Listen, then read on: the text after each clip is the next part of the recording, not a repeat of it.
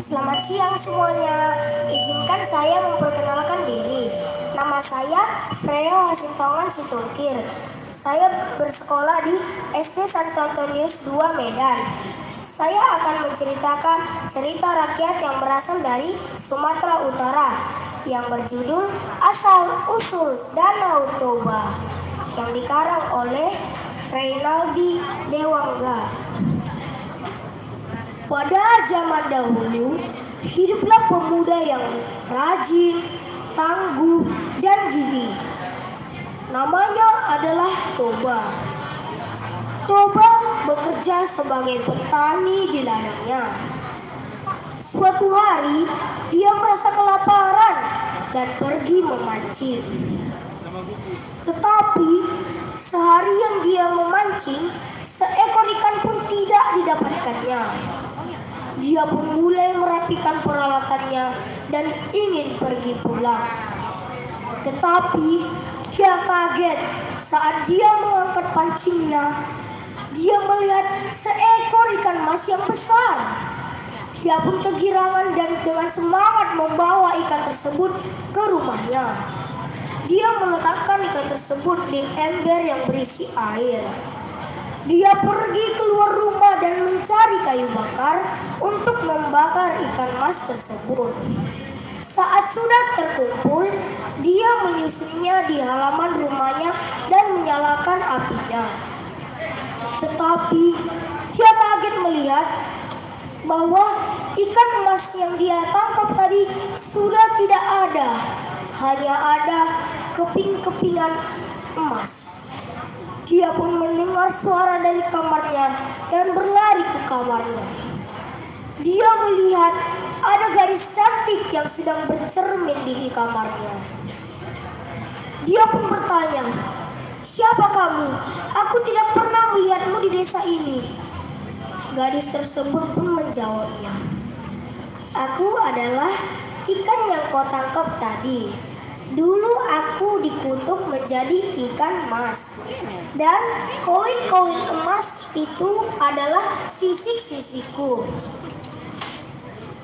Mari kita makan, pasti kamu sudah merasa lapar." Toba yang sudah kelaparan pun memakan semua hidangan yang telah disiapkan gadis tersebut. Dalam hati Toba dia berkata, "Andai aku bisa menikahi gadis ini." Ternyata gadis tersebut bisa mendengar isi hati oleh si Toba. Gadis tersebut berkata kepada Toba, "Aku bersedia menjadi istrimu, tetapi dengan satu syarat." Toba pun menanyakan hal tersebut. Syaratnya adalah Toba tidak boleh memberitahu ke siapapun asal usulnya yang berasal dari ikan emas. Toba pun berkata, "Oke, aku akan bersumpah tidak akan memberitahu ke siapapun asal usulmu." Mereka pun menikah dan hidup bahagia. Toba semakin hari semakin giat bekerja untuk memenuhi rasa kehidupannya. Mereka pun memiliki anak yang diberi nama Samosir. Samosir adalah anak yang nakal dan tidak mau mendengarkan nasihat orang tuanya. Suatu hari, Toba berkata kepada ibu Samosir, "Kamu tidak boleh terlalu memanjakan anak kita Samosir." Lalu ibu Samosir berkata, "Sudahlah Toba, nanti saat anak kita sudah beranjak dewasa, dia akan menyadarinya." Suatu hari, ibu Samosir membujuk anaknya untuk mau mengantarkan bekal ayahnya kepada ayahnya yang sedang bekerja di ladang.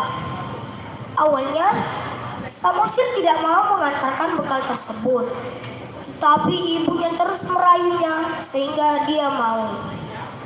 Tetapi saat dia mengantarkan bekal tersebut, di perjalanan dia melihat teman-temannya yang sedang bermain. Dia pun ikut bermain bersama teman-temannya. Lama-kelamaan dia teringat bahwa harus mengantarkan tersebut kepada ayahnya. Ayahnya yang sudah kelaparan di ladang pun tetap menunggu bekal tersebut sampai. Samosir yang sedang mengantarkan merasa kelaparan karena baru selesai bermain. Dia berpikir untuk memakan sedikit dari bekal ayahnya. Ternyata dia telah menghabiskan bekal tersebut. Dia tetap mengantarkannya ke ladang ayahnya. Lalu saat sudah sampai, ayahnya membuka. Ternyata isinya sudah tidak ada. Dia sangat marah kepada anaknya dan menamparnya sambil berkata, "Dasar kamu anak ikan!" Samosir pun menangis sambil berlari pulang. Dan dia mengadu kepada ibunya. "Ibu, tadi aku kata ayah anak ikan. Apa benar ibu?" Ibunya marah mendengar hal itu karena Toba telah mengingkari janjinya. Lalu ibu Samosir menyuruh anaknya untuk berlari ke ujung tebing dan memanjat pohon.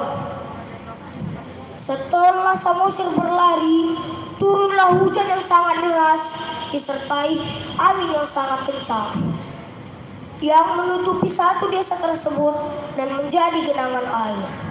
Air tersebut adalah air Danau Toba yang di tengahnya terdapat pulau kecil yang diberi nama Samosir. Disitulah tempat persembunyian anaknya Toba, Samosir. Demikian cerita rakyat saya. Terima kasih.